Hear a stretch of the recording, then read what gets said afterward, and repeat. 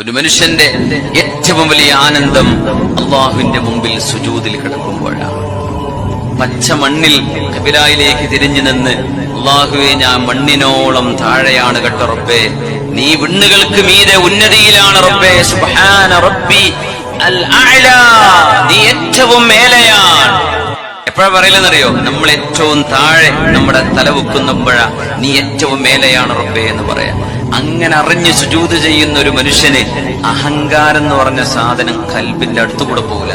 كفاك ربك كم يكفيك واكفة كف كافها ككمين كان منك لك تكر كرا ككاري الكر في كبدي تحكي مشكشكة كلت لك الكلكة كفاك ما بي كفاك الكاف كربته يا كوكبا كان تحكي كوكب الفلكا.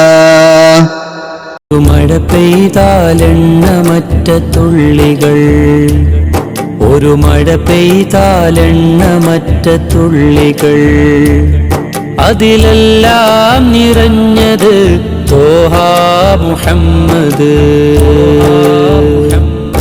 അതിലെല്ലാം നിറഞ്ഞത് തോഹാ മുഹമ്മദ്.